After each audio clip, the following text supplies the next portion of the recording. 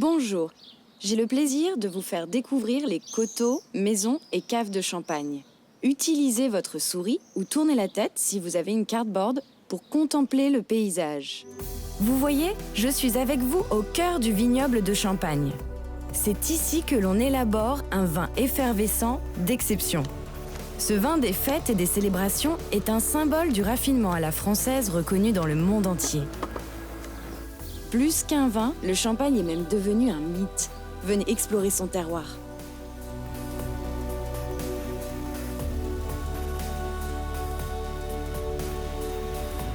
Ici, on cultive la vigne depuis l'époque gallo-romaine.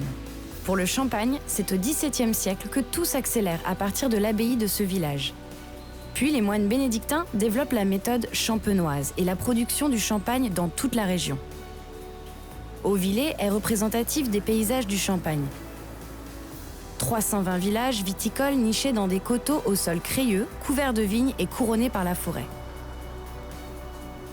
Le vignoble champenois ne couvre que 35 000 hectares. Cela représente 4% des surfaces viticoles françaises.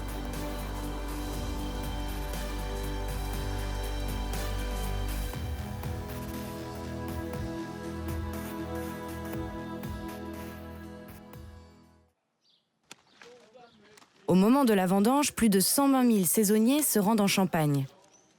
En effet, la cueillette du raisin se fait obligatoirement à la main selon la tradition, mais aussi pour des raisons qualitatives. 2/3 des raisins cultivés sont à peau noire.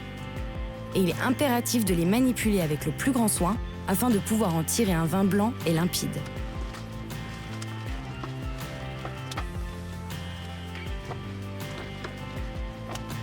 Tout cela contribue au caractère unique des coteaux de Champagne qui produisent ces précieux raisins.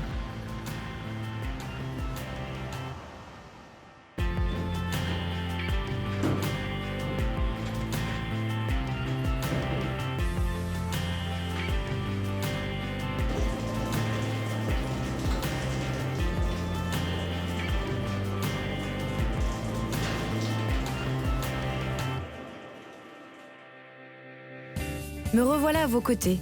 Descendons découvrir les caves spectaculaires de la Champagne.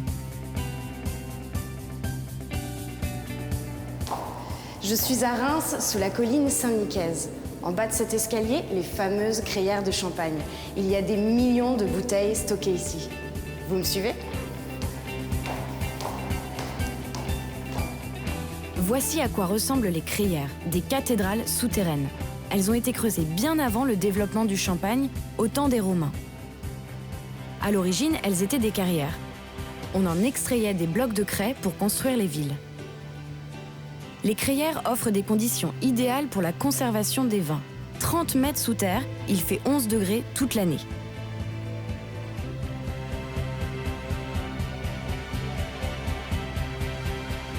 Au cours de l'élaboration du champagne, le remuage consiste à rassembler dans le col de la bouteille le dépôt de levure qui s'est formé.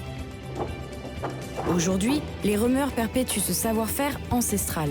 Les champenois ont naturellement utilisé ces crayères pour y faire mûrir leurs bouteilles durant quelques années.